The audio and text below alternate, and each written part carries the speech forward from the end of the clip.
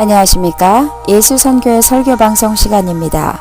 오늘 설교방송은 신약성경 야고보서 5장 13절부터 18절의 말씀을 가지고 고난당하는 자는 기도하고 병든 자들은 목회자들에게 중보 기도를 요청하라는 제목으로 예수선교의 조은찬 목사님의 설교가 있겠습니다.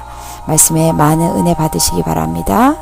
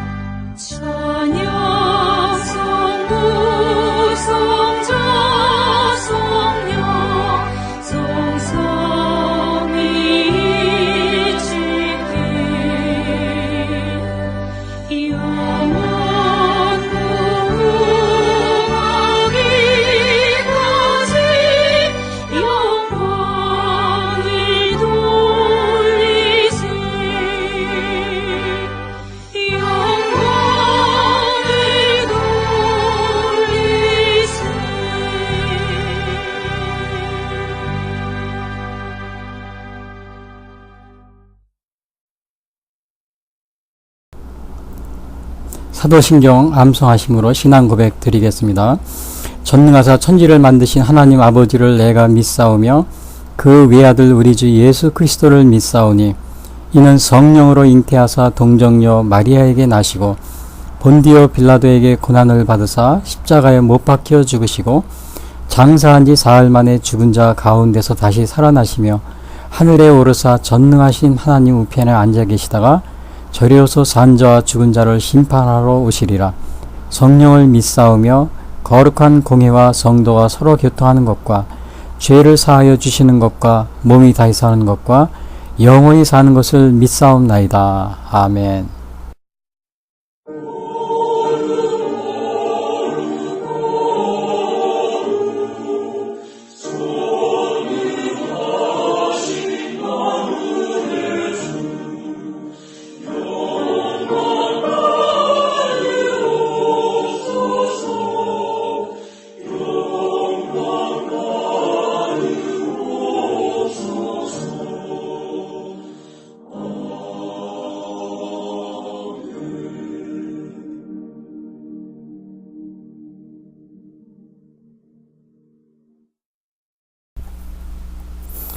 오늘 봉독할 성경 말씀은 신약성서 야고보서 5장 13절부터 18절입니다.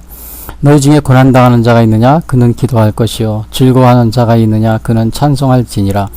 너희 중에 병든 자가 있느냐? 그는 교회의 장로들을 청할 것이요.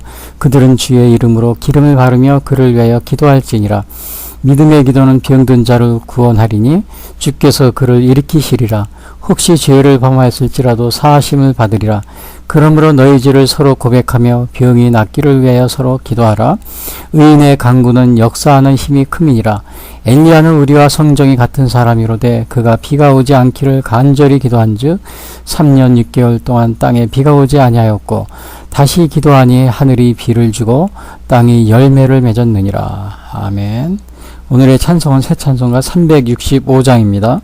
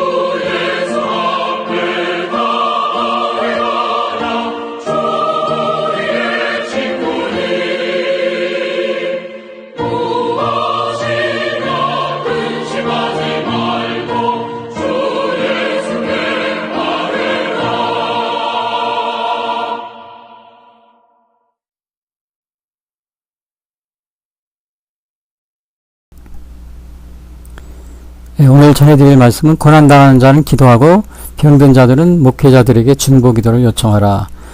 이러한 제목입니다. 오늘 이 야고보서는 사실은 그 야고보가 저자인데요. 야고보는 누구냐 하면은 그 예수님의 친동생입니다. 제가 신약 성경을 이렇게 여러 번 읽어봤지만 물론 야고보도 이렇게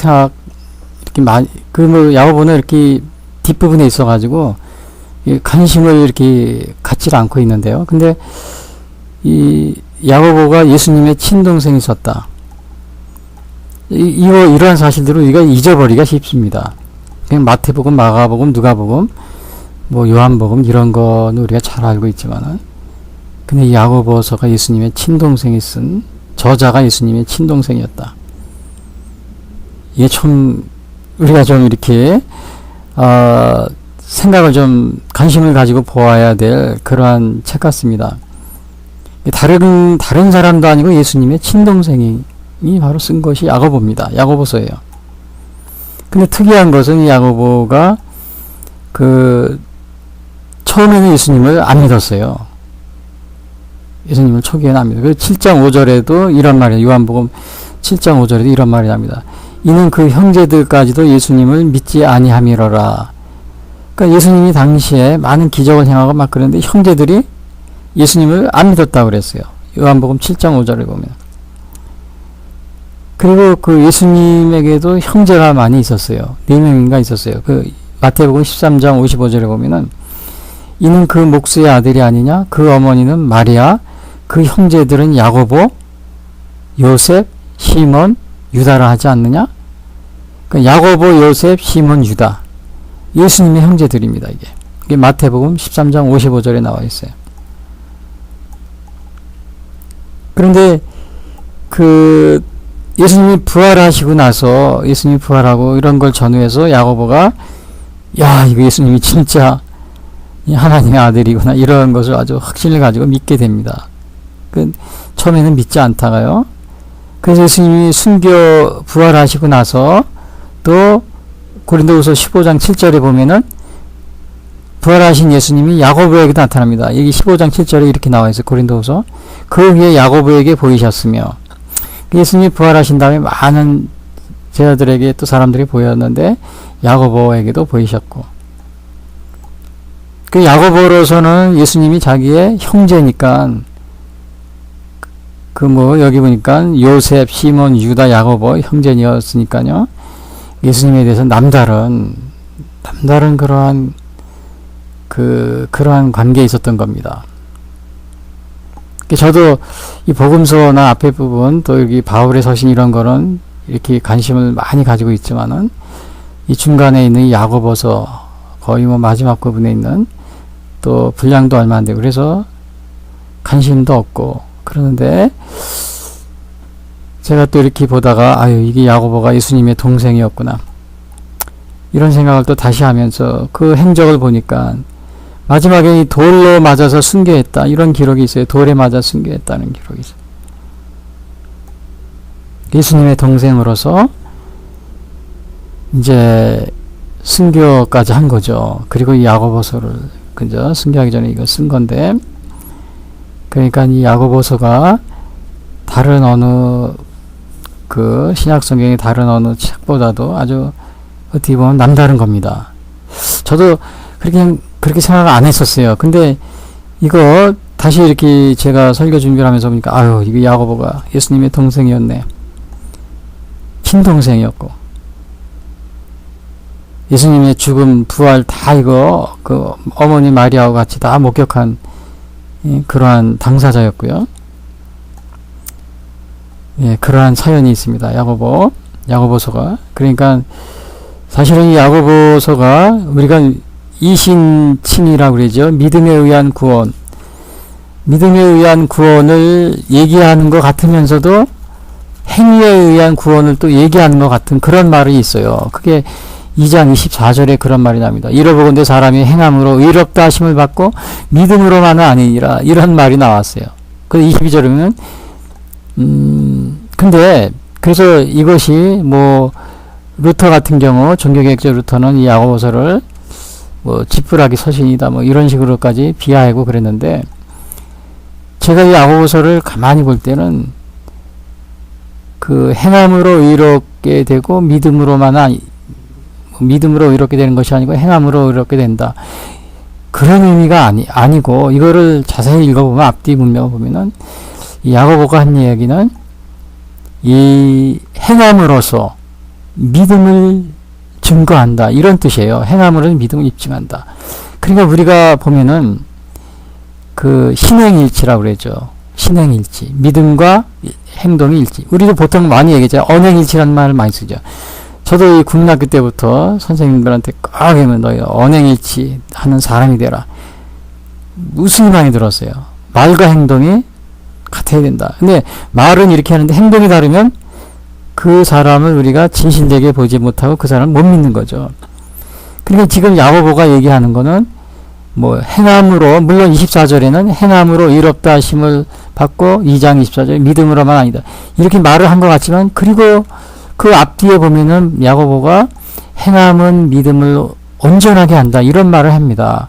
또 행함은 믿음을 입증한다. 그러니까 야고보 사도의 의도는 행함으로 의롭다 함을 받는다, 이런 것이 아니고 행함으로 믿음을 온전하게 한다, 또 믿음을 입증한다, 이런 의도였어요. 이런 의도입니다. 근데 24절만 따고 볼 때는 약간 오해의 소지가 있어요. 그래서 루터 같은 경우도 이거를 지푸라기 서신이라고 하고 좀 낮게 보고, 또 이 정경에 포함시킬 것이냐 안 시킬 것이냐 막 이런 다툼이 있었다고 합니다. 그러나 제가 볼 때는 그런 의미가 아니고, 앞뒤 문맥을 봤을 때는 좀 믿음으로 의한 그거를 얘기하고 있어요. 믿음에 의한 구원, 믿음에 의한 칭의, 그런 내용이 아주 강하게 나타나 있는 겁니다. 자, 그래서 이게 언행일치, 그게 중요하듯이 신행일치 하라, 이런 뜻이에요. 신행일치라는 말이 언행일치, 신행일치. 우리 언행일치는 많이 들어봤죠. 신행일치. 믿음과 행동을 일치하라. 왜? 그것은 믿음을 입증하는 것이다. 이제 아마 그런 얘기예요. 그런 말 같습니다. 너무 이 야고보서에 대해서 그래서 좀 오해 없으셨으면 합니다. 이 언행일치라는 게 신행일치 굉장히 중요한 거죠. 우리 지금도 보고 있지만은, 어제도 제가 신문을 보니까 오늘도 또 미국하고 북한이 만나서 무슨 뭐 정상회담을 한다. 근데 뭐 비핵화를 논의한다. 그런데 신문 기사가 이렇게 나왔더라고요. 비핵화를 논의한 지 24년째 됐다. 24년째 똑같은 얘기를 한다. 이제 이런 얘기를 하는 거예요. 그러니까 이게 말을 믿을 수 없다. 이제 기사가 이렇게 나온 거죠. 우리나라 메이저 신문에요. 24년 동안 그랬다 이거죠. 그러니까 트럼프 대통령하고 뭐 또 만나서 김정은이 만나서 정상회담 하지 말라야, 그런 얘기예요. 뭐 해봤자 말과 행동이 일치하지 않는데, 언행이 일치되지 않는다 이거죠. 그러면 믿을 수가 없는 겁니다. 언행이 일치 안 되면. 야고보가 하는 의도는 그거예요. 신행일치. 그러니까 신화, 믿음과 행동을 일치시켜라. 물론 100% 완전하게 아주 할 수는 없어요. 그러나 우리가 정말 의도적인, 또 비의도적인 그런 게 있잖아요. 할 수 있는 게 있고 할 수 없는 거. 그런 거, 의도적인 그런 거에 있어서 우리가 하나님 앞에서 우리의 믿음과 행동을 일치시켜라. 근데 야고보는 그런 의미에서 신행일치를 강조하고 있는 것인데, 우리가 이것을 행함으로 의롭다함을 받는 그러한 것으로 잘못 해석하는 경향이 많이 있는 것 같습니다. 자, 그래서 오늘 여기에서 야고보가 여러 가지 얘기를 하고 있어요. 근데 야고보가 굉장히, 이 야고보서를 보면 굉장히 좋은 말이 너무 많아요. 구약에 보면 잠언처럼 배울 게 너무 많이 있어요. 저도 이걸 읽다가 이번에 다시 또 준비하면서 읽으면 너무 좋은 말이 많아가지고, 이것은 예수님을 믿고 난 다음에 예수 믿는 사람이 꼭 실천할 수 있는 거, 이런 내용들만 다 기록이 돼 있어요. 그러니까 이거는 당시에 그 유대인들이 믿음으로 구원받는다 그러니까 행실을 막 해도 되는 걸로 이렇게 알고 있었던 거예요. 그래서 야고보가 아니다. 우리 믿는 사람들아, 믿음으로 의롭게 되어도 우리가 언행일치 하듯이 우리가 행동을 믿음 안에서 바르게 해야 된다. 이거를 강조하는 겁니다. 그래서 오늘 여기 보면은 이제 5장에 있는 내용은 그 13절에 있는 이 첫 번째 하는 얘기가 이거예요. 너희 중에 고난당하는 자가 있느냐? 그는 기도할 것이요. 그랬어요.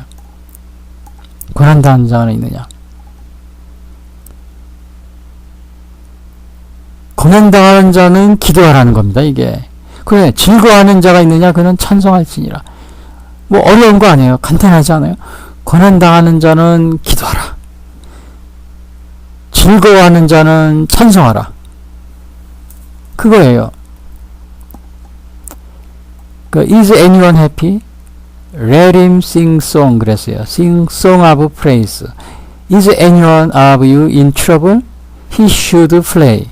그러니까 trouble, 어려움이 있는 사람은 기도하고, 그 다음에 happy, 행복한 사람은 하나님을 찬양하고.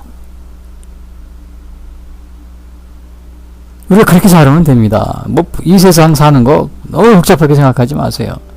너무 복잡하게 생각하지 마세요. 뭐 이것저것 따지고. 고난당할 때는 기도하고, 즐거울 때는 하나님을 찬송하고. 오늘 야고보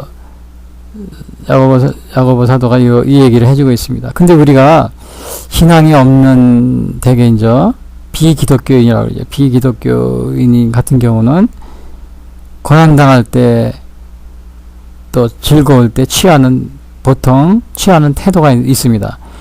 그래서 비기독교인들 고난을 당할 때 어떠한 현상이 나타나냐? 쉽게 낙심합니다. 쉽게. 그리고 하나님을 원망하고.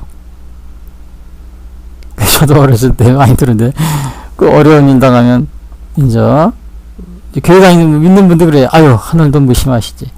그 무심이라는 건 뭐냐? 한글로 없을무, 마음 심자니까 하늘이 마음이 없다. 이것은 뭐냐? 하나님이 생각도 없으시다. 뭐 하나님이 안 계시다. 이런 뜻인 것 같아요. 하늘도 무심하시지. 하나님이 있다면 이런 일이 있을 것이야. 안 믿는 분도 이런 말을 잘합니다. 그래서 쉽게 낙심하고요. 요즘 또 불행한 얘기지만은 또 되게 이제 술을 마시거나 또 이제 아주 그냥 어려운 일 만나면 방탕한 생활, 또 심지어는 도박 이런 데 빠지는 분들이 많이 있어요. 예, 그런 아무리 어려워도 뭐 술 마시거나 또 아니면 방탕한 생활 그런 거 빠지면 안 됩니다. 제가 이 주위에서도 그런 걸 많이 보는데 참 옆에서 보면 굉장히 안타까워요. 또 안 믿으니까 어떻게 돼요? 이게 또 우리 기독교 믿지 않으신 분들은 그런 경우에 주로 또 어딜 가냐면 이게 뭐 정치로 한다든지 또 뭐 이런 그런 게 있어요. 또 샤머니즘 이런 거에 또 빠지는 경우가 있어요. 어려움을 만나면은.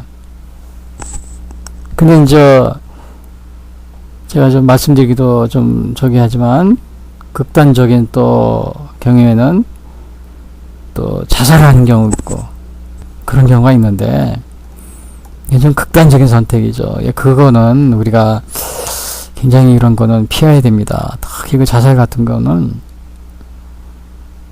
물론 이제 들어보면 다 개인적인 사정이 있어요. 사정이 있는데 그래도 자살은 우리가 극단적인 선택 그런 건 피해야 됩니다. 그러니까 이게 고난을 당할 때 안 믿는 비신앙인 기독교인이 아닌 분들은 이렇게 선택합니다. 우리 기독교인들 같은 경우는 자살을 거의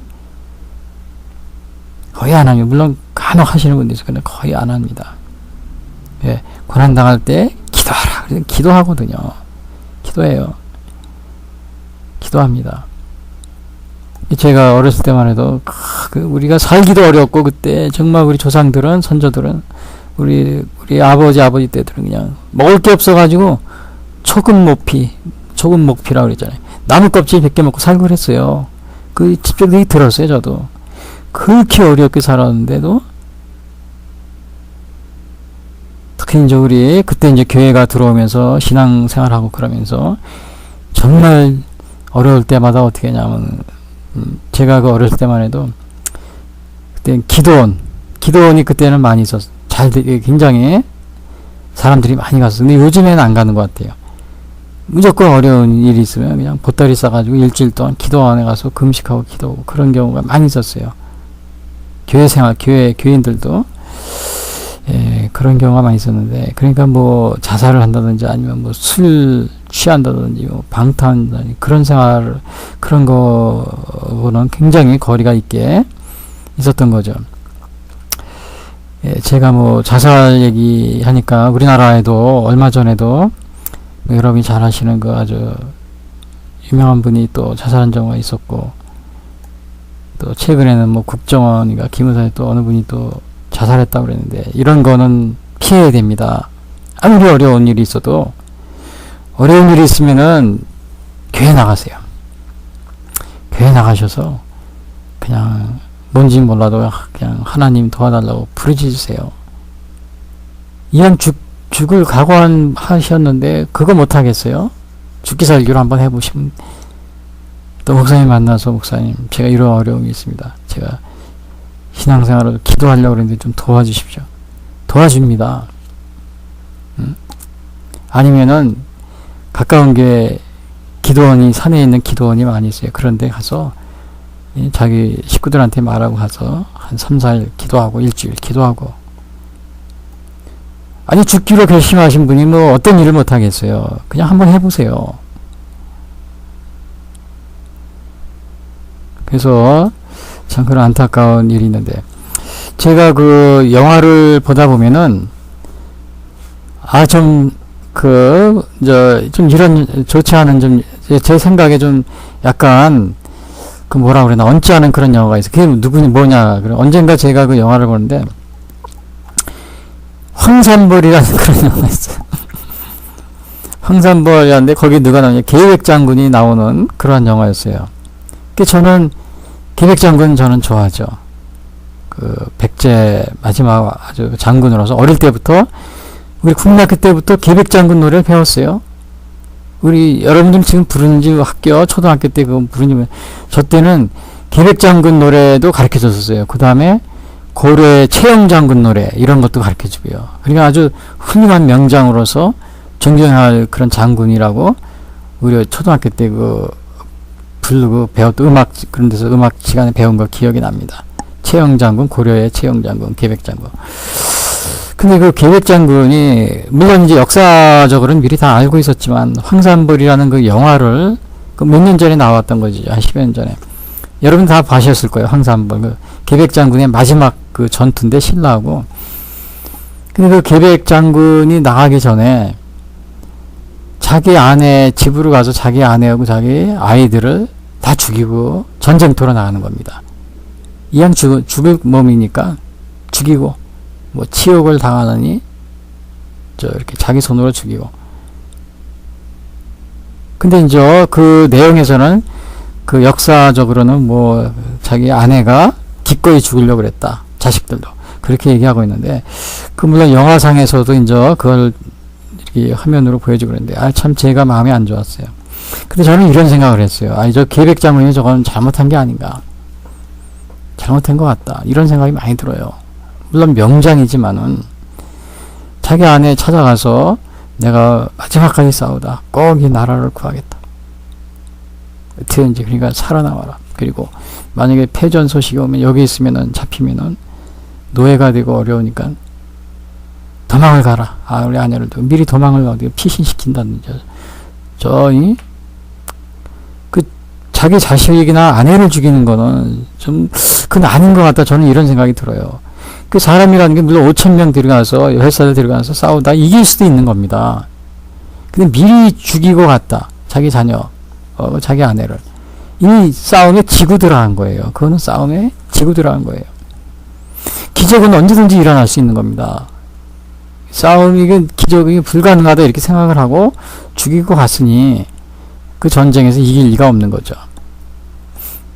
하나님이 볼 때도 이거는 살인죄입니다. 하나님의 입장에서 어떻게 보면은 살인죄를 저지른 거예요.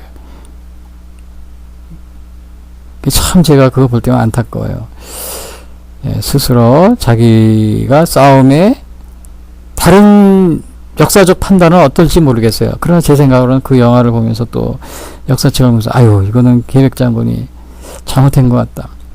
자기가 지고 들어간 거 아니에요. 자기가 지고 들어간 거예요. 이길 수도 있는 싸움입니다. 항상 우리가 싸움이라는 거는 이길 수도 있어요.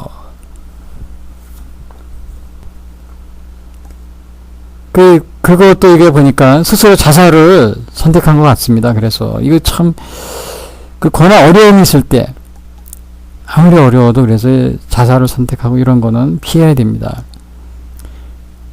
제가 또 말이 나온 김에 말씀드리죠. 우리나라 지금 북한이 핵무기를 개발했다. 그러면 지금 우리나라 어떻게 하고 있어요?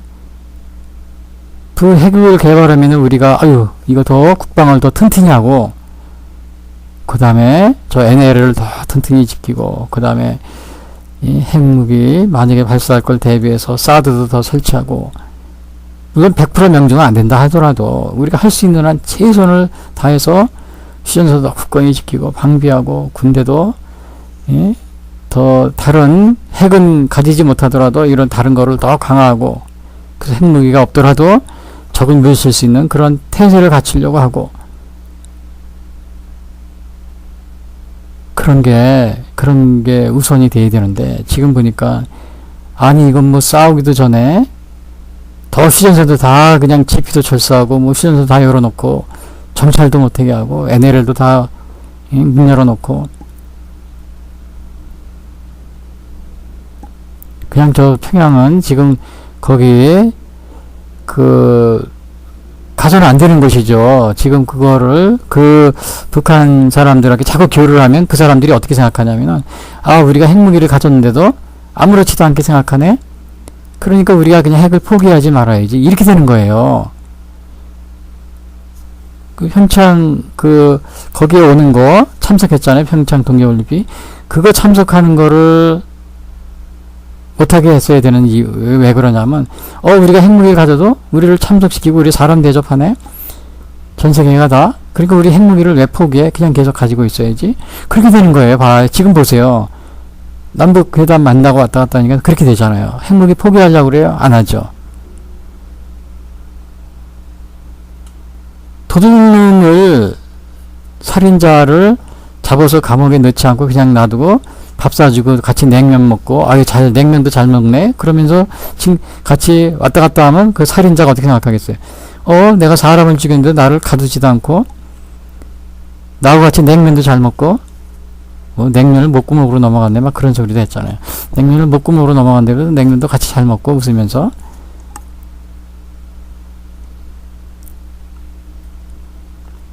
그리고 뭐 우리 집도 잘 찾아오네. 그 핵무기를 버릴 이유가 없는 거죠. 지금 버린다고 그래요?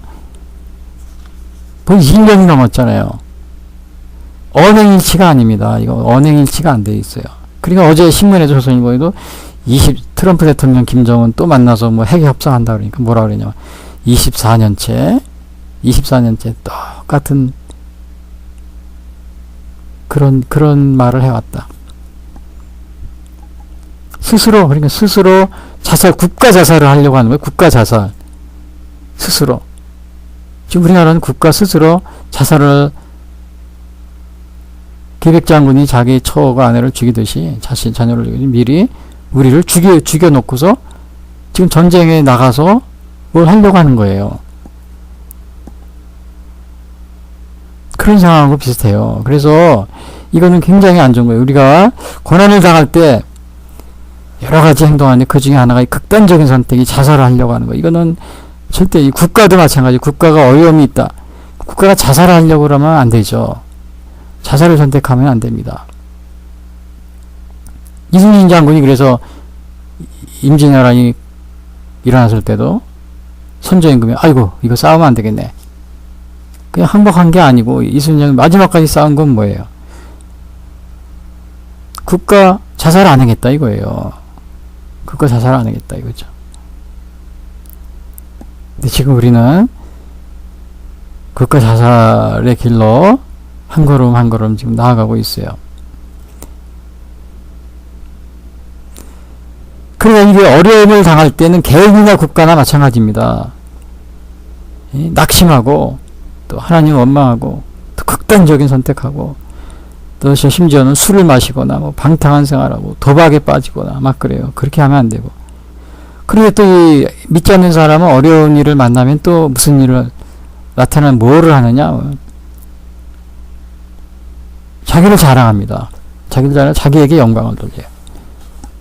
이게 믿지 않는 사람들은 어려움을 만나면 이렇게 극단적인 선택하거나 또 아니면 자기 자랑하고 자기에게 영광을 돌려요. 뭘 조금 했으면 자기 동상을 세우려고 그리고. 왜? 그렇잖아요, 지금. 저 아프리카 독재자들이 다 그렇잖아요, 지금. 자기 동상 막 세워놓고. 뭐 북한은 말할 것도 없고요. 그냥 전국에 지금 북한에 어떻게 해요? 김일성 동상이 그냥 없는 데가 없잖아요. 거기다가 뭐 헌법까지도 그냥 완전히 뭐 김일성 유일사상 뭐 10대 원칙 해가지고 초헌법적인 헌법이 있어요. 북한에는 완전히 그 신으로 섬기겠고. 그래서 우리가 이거 남북교류 하면 안 됩니다. 남북교류 왔다 갔다 하면은 그 우상을 같이 섬기게 돼 있어요. 그래서 개성공단, 금강산, 뭐 철도 뭐 연결 이런 거 조심해야 돼요. 지금 연방제하고 뭐 난리치고 그러는데 그거 조심해야 됩니다. 왜? 이게 즐거울 때 여기서 보니까 즐거워하는 자가 있느냐 찬송할지니라 그랬는데 믿지 않는 사람은 즐거울 때 뭐래요? 자기 자랑하고 자기에게 영광을 돌립니다. 자기 유익을 위해서 즐거움을 사용합니다. 정치인들 선거에 승리하면 그게 뭐 선거에 당선되면 그때 뭐예요? 그동안 자기 잃어버린 돈 그냥 여기저기서 뭐 찾으려고 하고 불법으로 자기 사람들 요소요소에 다 이렇게 심어가지고 이권을 챙기려고 하고 그러고 있잖아요. 다 자기 유익을 위해서 쓰는 겁니다. 근데 신앙인이 고난을 당하면 어떻게 해요? 하나님의 뜻을 발견하려고 그러고 이게 무슨 나에게 뜻이 있나? 또 고난을 이길 수 있는 힘을 달라고 기도합니다. 하나님 이 고난을 이길 수 있는 힘을 주시옵소서. 바울 사도가 예를 들면 빌립보서 4장 2절에 12절에 바울 사도도 많은 어려움이 있었어요. 그때 바울 사도가 하도 자기가 많은 어려움에 처하니까 바울이 사도 이렇게 고백을 합니다. 빌립보서 4장 10절에 나는 비천에 처할 줄도 알고 풍부에 처할 줄도 알아. 자기는 아주 어려운데 처한 경우도 많이 있었대요. 그래서 거기에도 내가 적응할 수 있었고 그 다음에 잘 살 때 풍부에 처할 때도 있었대. 거기도 적응할 수 있었고 그 다음에 모든 일, 그 배부름과 배고픔과 풍부와 궁핍에도 일체의 비결을 배웠노라. 내게 능력 주시는 자 안에서 내가 모든 것을 할 수 있느니라. 자기는 모든 비결을 배웠대요. 어느 상황에서든지. 그러니까 그 자기에게 다가온 고난을 어떻게 한 거예요, 이게요. 거기에서 하나님의 뜻을 발견하고 또 고난을 이길 수 있는 힘을 달라고 그가 기도한 겁니다. 기도한 거예요.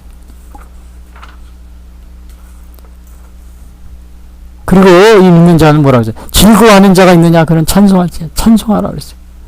하나님께 감사하고 찬송. 안 믿는 자는 아까 뭐라고 그랬어요? 뭐 술을 마시거나 방탕한 생활을 하거나 도박을 하거나 아니면은 뭐 또 무속인을 찾아가서 점을 치거나 뭐 그런 게 있잖아요. 그 다음에 뭐 극단적인 선택하거나.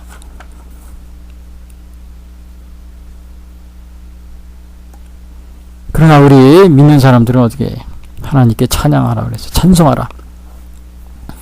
그 전쟁 중에 어느 그 실어증에 걸린 군인이 있었는데 이분이 실어증에 걸려서 말도 못하고 항상 말을 더문더 소리 나고 막 그런데요.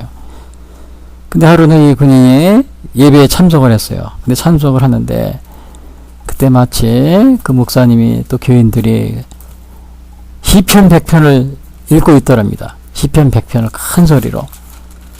근데 그 시편 100편이 뭐냐? 온 땅이여 여호와께 즐거운 찬송을 부를지어다. 기쁨으로 여호와를 섬기며 노래하면서 그의 앞에 나아갈지어다. 여호와가 우리 하나님이신 줄 너희는 알지어다. 그는 우리를 지으시니요 우리는 그의 것이니 그의 백성이요 그의 기르시는 양이로다. 감사함으로 그의 문에 들어가며 찬송함으로 그의 궁창에 들어가서 그에게 감사하며 그의 이름을 송축할지어다. 그리고 이 시편 100편을 읽는데 이 말도 못하고 막 덤문동하던 이 혈압증 걸린 이 군인이 순간적으로 자기도 막 따라서 해드립니다. 예? 순간적으로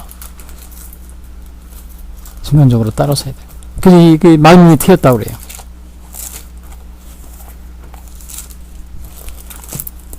우리가 이렇게 하나님을 찬양할 때 놀라운 기적이 생깁니다. 놀라운 기적이 생겨요. 그러니까 여기서 이 야고보 사도는 너희 중에 고난당하는 자가 있느냐 그는 기도할 것이요 즐거워하는 자가 있느냐 찬송할지니라. 여러분 어떻게 하시겠어요? 고난당할 때 뭐 하라고 그랬어요? 기도하라고 그랬어요. 즐거울 때 찬송하라고 그랬어요.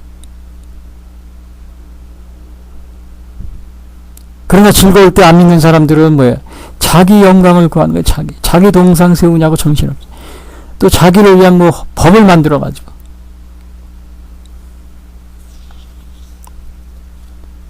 그리고 또 야고보 사도는 또 뭐라 그랬냐면요.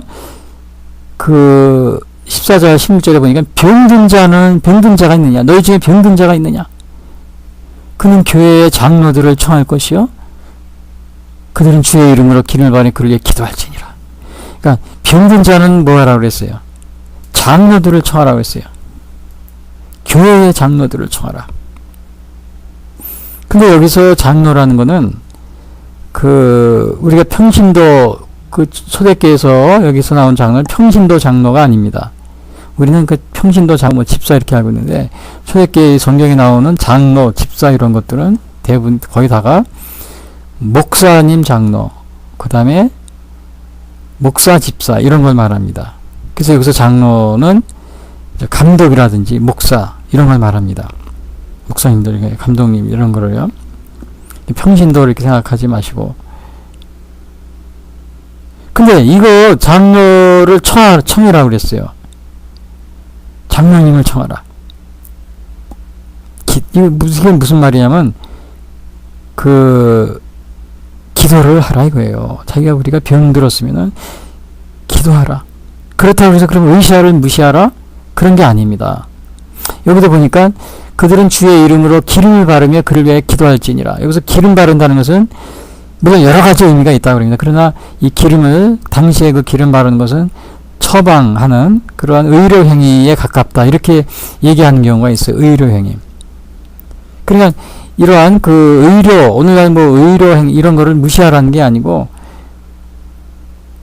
먼저 기도하는 마음으로 우리가 치료를 받더라도 기도하는 마음으로 하나님을 의지하면서 하라 이런 거죠. 전혀 하나님 의지하지 않고 그냥 아예 하나님 무시하고 그렇게 하는 것이 아니고 역대하 16장에 보면은 이런 말이 있어요. 아사가 왕이 된 지 39년에 그의 발이 병들어 매우 위독했으나 병이 있을 때 그가 여호와께 구하지 아니하고 의원들에게 구하였더라.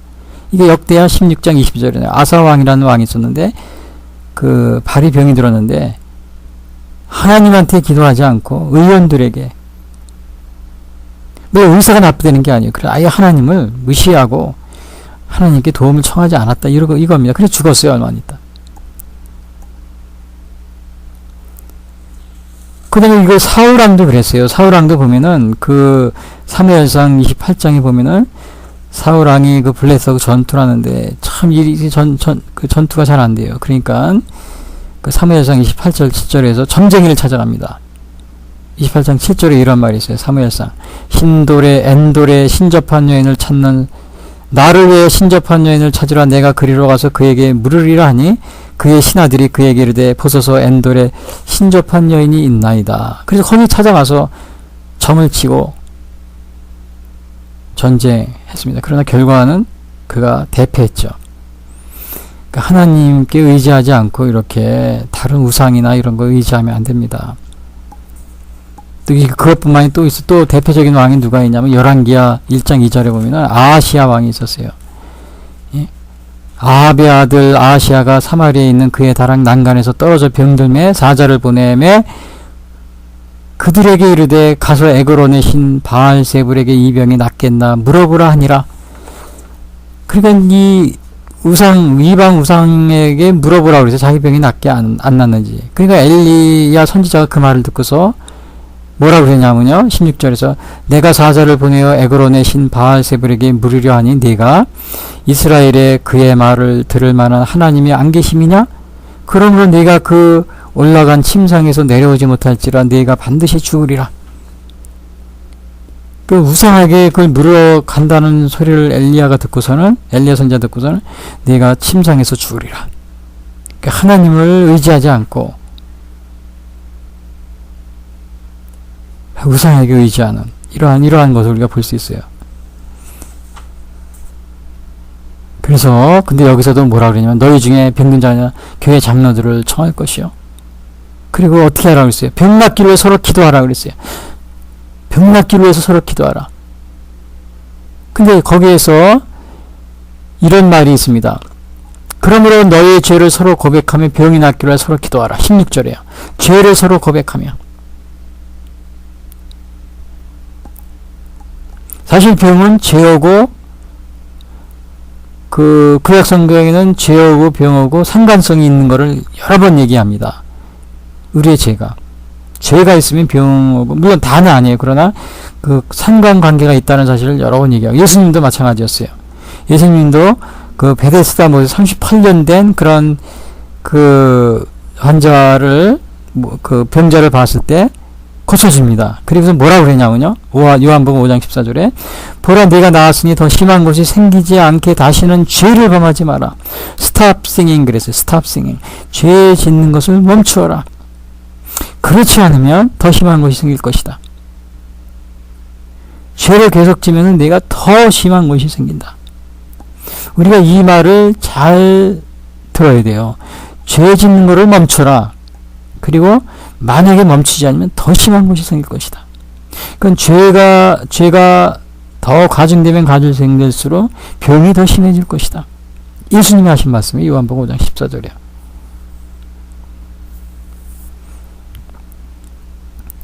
죄를 우리가 병이 낫기 기도하면서 이 죄를 회개하라는 이러한 얘기입니다. 혹시 우리가 그 마음속에 품고 있던 모든 죄악된 생각과 또 하나님 보시기에 그 많은 죄악이 있다면 속히 회개하시고 그렇게 생활을 하는 게 좋습니다.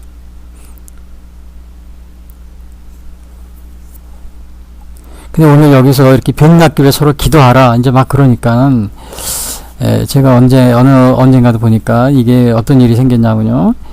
그 기도원 같은 데서 사람을 이렇게 가둬놓고서 그냥 막 때리고 막 그래가지고 뭐 안찰이라고 막 그러네. 그래서 죽은 경우도 있었어요.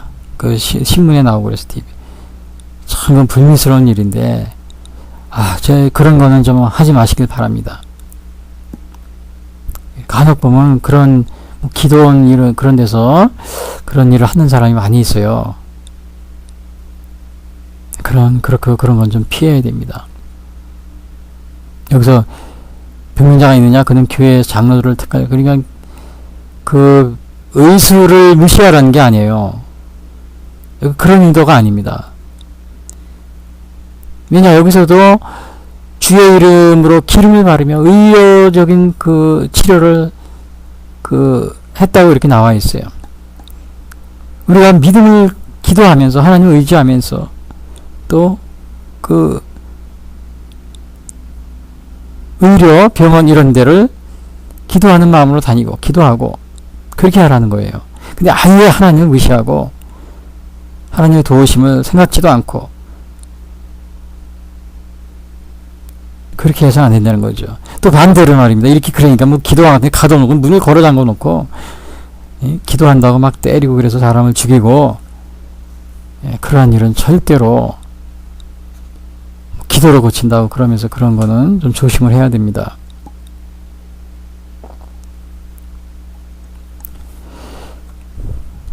그런데 이렇게 그 기도로 죄를 낫기를 위해서 우리가 고백하며 기도로 서로 이렇게 장로들을 청해서 기도하면은 병이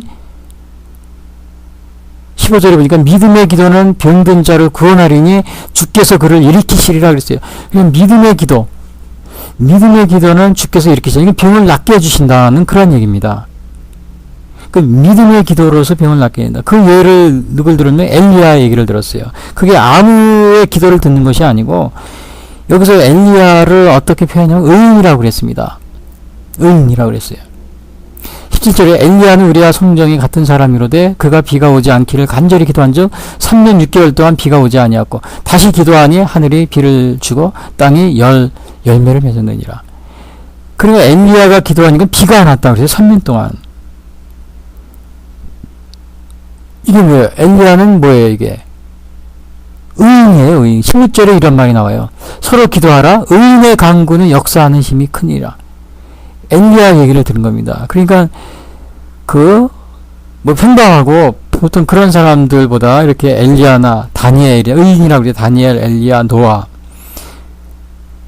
이러한 분들의 기도는 하나님이 하늘 보좌를 움직이는 거예요. 3년 6개월 동안 비가 안 올 정도로 얼마나 대단한 겁니까? 우리 같은 사람은 숭례도 낼 수 없는 거죠. 대단한 겁니다. 그래서 하나님께서는 그 의인이 하는 믿음의 기도를 들으셔서 그 아픈 사람을 치료해준다. 근데 여기에서 이 장로들이 하는 것은 그 믿음 생활을 함에 있어서 굉장히 의로운 생활을 하려고 경건한 생활을 한 이러한 사람들입니다. 경건한 생활을 한 사람들이. 하나님이 그 기도를 듣고 병을 치료해 주신다는 믿음의 기도를 듣고 의인의 강구는 역사하는 힘이 크니라. 16절에 나오잖아요. 제가 이거 의인이라고 하니까 제가 엊그제 제가 정말 강화문에서 요즘에 뭐 백두칭성위원회 거기서 막 그러면서 하는 얘기가 뭐냐면 김정은 의인 방문 환영. 의인이래요. 김정은 의인이래. 그럼 김정은이 의인이면 김일성 김정일 다 의인이겠죠. 그 사람들만 주장에는 뭐 의인 방문 환영단이라고 그러더라고요. 의인 방문. 여러분 엘리야가 기도하면 3년 동안 하나님이 그 기도를 응답해 주셔서 3년 비가 안 왔어요. 의로운 righteous man, 의로운 사람. 그 의로운 사람을 제가 정의를 찾아보니까 신학 사전에 보니까 하나님과 바른 관계에 있는 사람, 그런 뜻이에요. 의인이. 그 다음에 신앙에 의해 의롭다함을 입은 자. 로마서 1장 17절. 그렇게 정의가 나와 있더라고요. 그러니까 하나님과 바른 관계에 있는 자 혹은 신앙에 의해 의롭다함을 입은 자. 로마서 1장 17절. 이게 사전에 나온 그렇게 설명이 되어 있어요. 신학사전에. 의인맞이 환영단이라고 그랬는데 백두칭성 강화문에서 김정은이 하나님과의 바른 관계에 있는 사람입니까? 그럼 성경만 갖고 있어도 감옥에 안 집어넣고 그러고 있는데요. 예? 지금도 거기서 선교사 6명이 감옥에 지금 있어요. 감옥세. 그거 좀 풀어주시지. 어느 한 목사님은 굉장히 위독하대요. 근데도 안 풀어줘요. 김정은이 의인맞이 환영단이라고요. 하나님과의 바른 관계에 있어요. 엊그제도 보니까 십몇 년째 전세계 기독교 박해지수 1위가 북한입니다. 전 세계 경제 180국 조사했는데 전 세계 경제 자유화 지수 꼴찌가 북한이었고요. 그런데 뭐 의인마저 환영도 아니라고요? 광화문에서 그냥 매주 토요일마다 가는 것 같더라고요.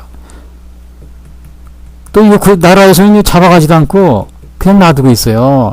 이거 보안법에 다 걸리는 건데 국가보안법 그냥 가만히 있어요. 하기야 뭐 우리나라 지도자들이 또 많은 사람들이 북한을 왔다 갔다 하면서 같이 뭐 냉면 먹고 그러니까 안 잡아가는지 모르죠. 의인의 강구는 역사하는 힘이 크느니라. 의인의 강구는. 그래서 엘리야가 기도하니까 3년 6개월 비가 안 오고 다시 기도하니까 비가 왔어요. 이게 얼마나 놀라운 일이에요. 대단한 일이고. 하나님의 마음에 합한 사람.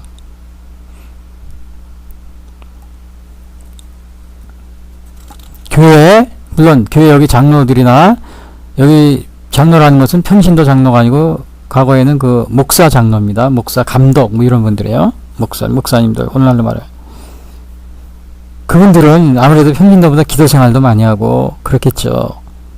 그러니까는 그걸 청해서 기도하라 막 이랬던 것 같아요. 그 장로들을 목사님들을 청해서 기도하라. 감독들을.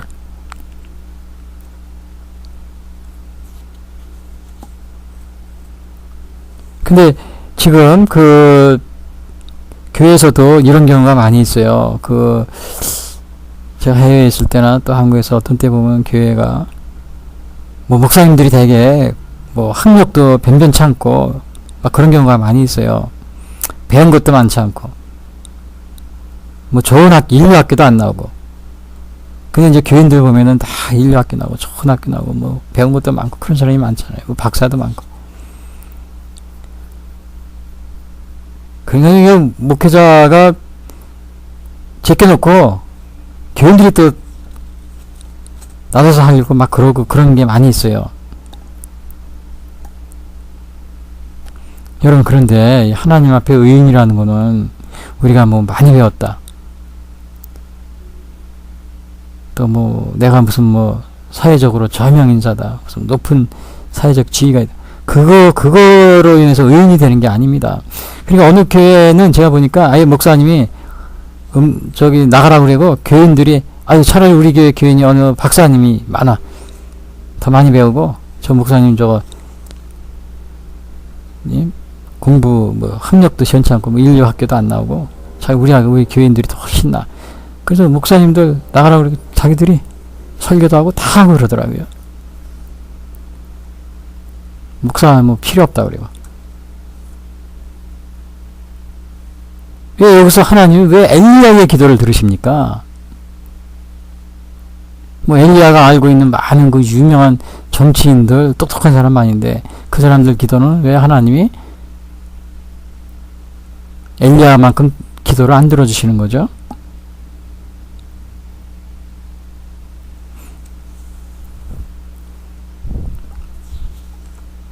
하나님이 인정하는 그러한 의인이 있습니다.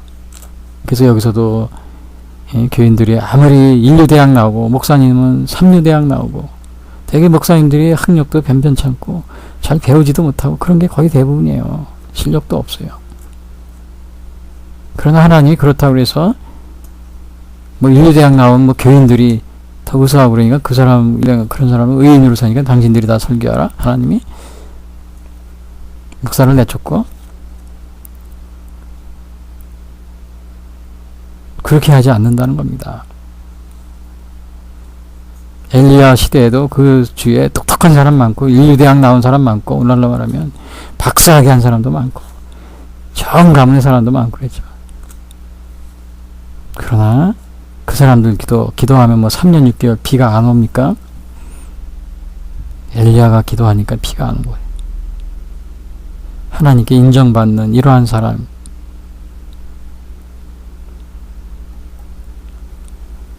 정치, 제가 보니까 정치하시는 분들, 특히, 애굽에 노예로 잡혀왔던 요셉이, 나중에 그 꿈을 해명을 해가지고 인정을 받으니까 그 애굽의 총리가 됐어요. 그래서 정말 그 어려울 때 7년 풍년 감물었을 때 잘 극복합니다.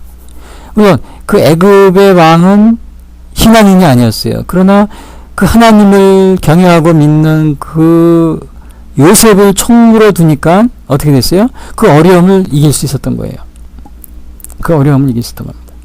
여러분 혹시 정치인들 여러분들 뭐 지도자가 됐다, 뭐 대통령이 됐다, 뭐가 지도자가 됐다, 근데 본인은 교회 안 다닌다.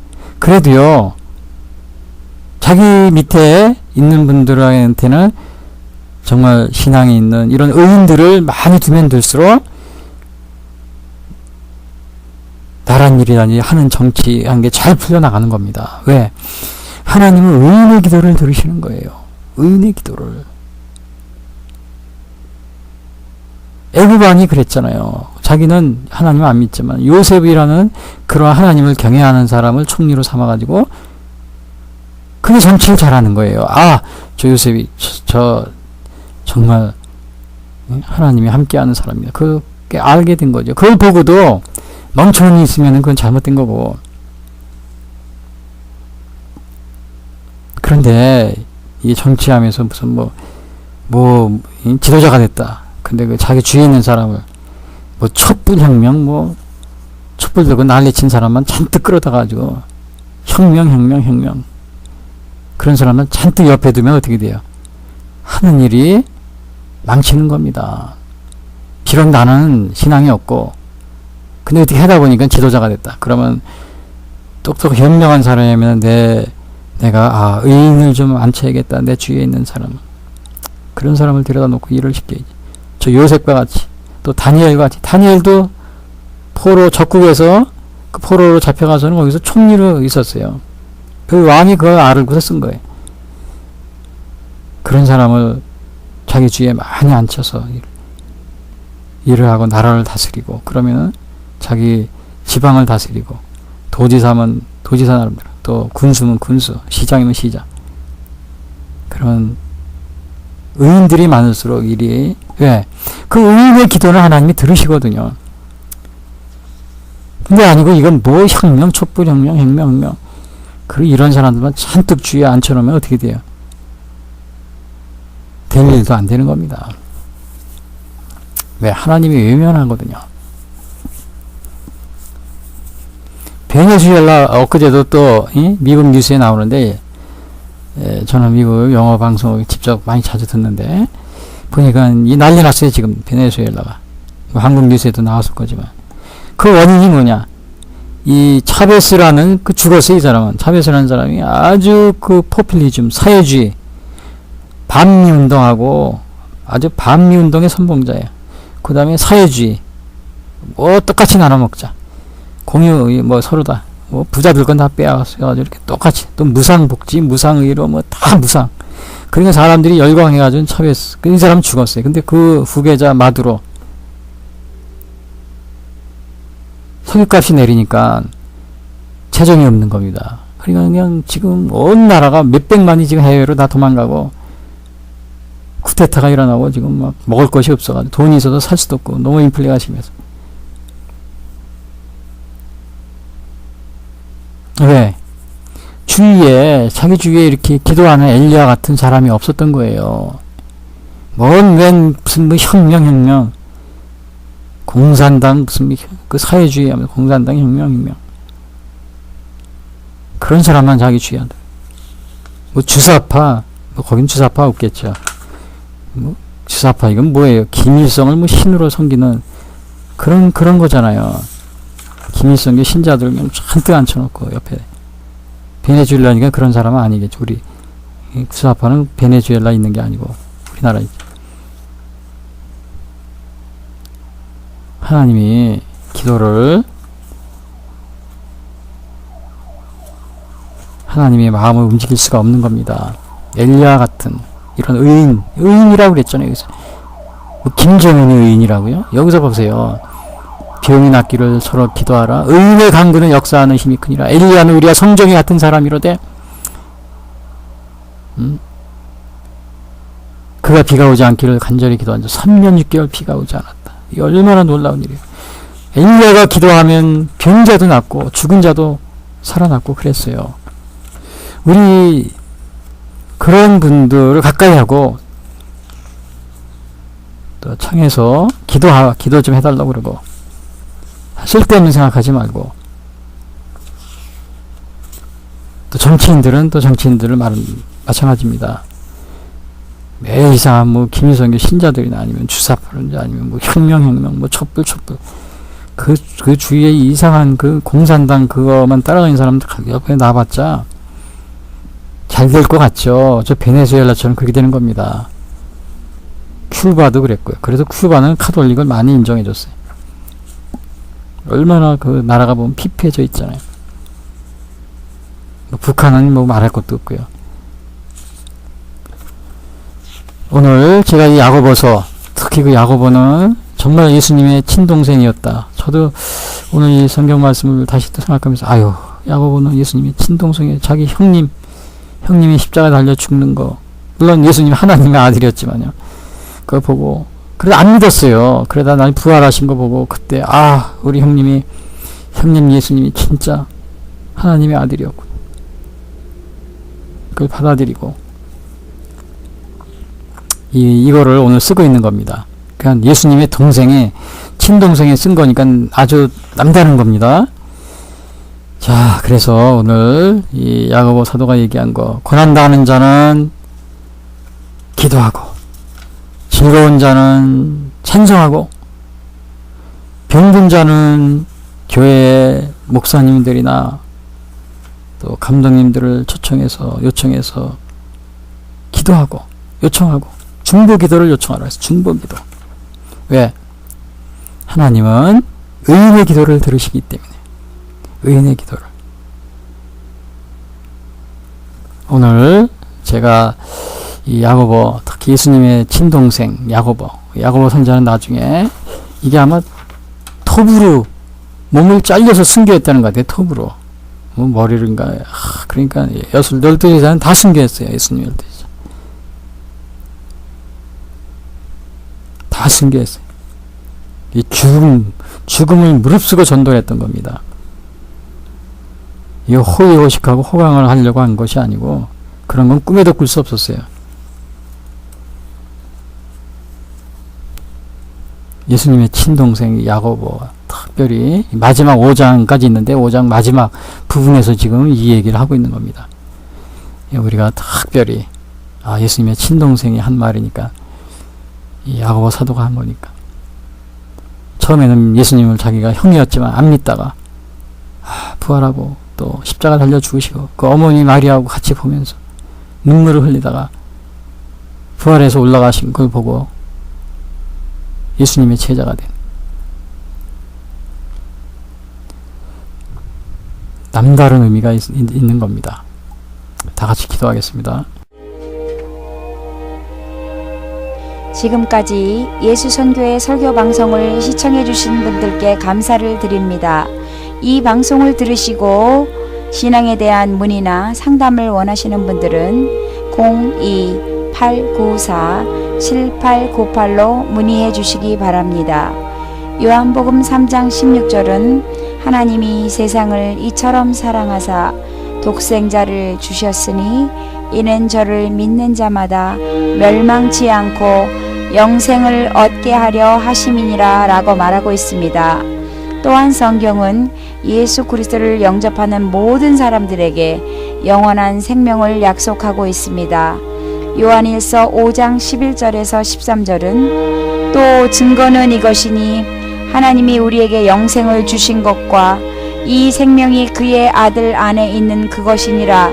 아들이 있는 자에게는 생명이 있고 하나님의 아들이 없는 자에게는 생명이 없느니라. 내가 하나님의 아들의 이름을 믿는 너희에게 이것을 쓰는 것은 너희로 하여금 너희에게 영생이 있음을 알게 하려 함이라 라고 말하고 있습니다. 아직 예수님을 영접하지 못하신 분들은 이 시간 주님을 영접하시기를 바랍니다. 오늘 방송을 들으시고 신앙에 대한 문의나 상담을 원하시는 분들은 02-894-7898 예수선교회로 문의해 주시기 바랍니다. 다음 방송 시간까지 안녕히 계십시오.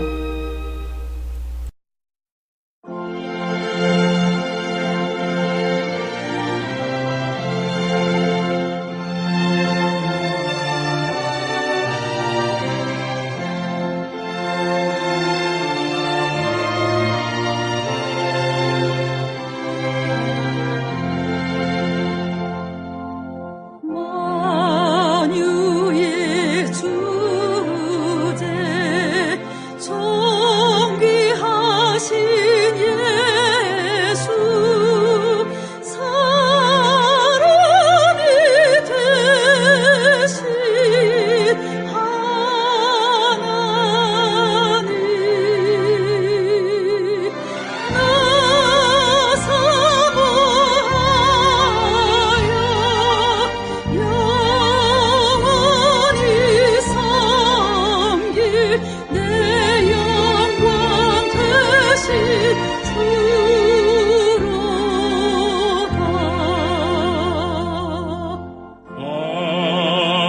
화려한 동산 무성한 저수목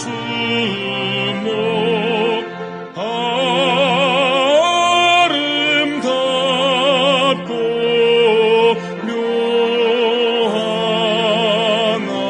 묘하나 순전한 예수 더 아름다워 봄 같은 기쁨 주시네.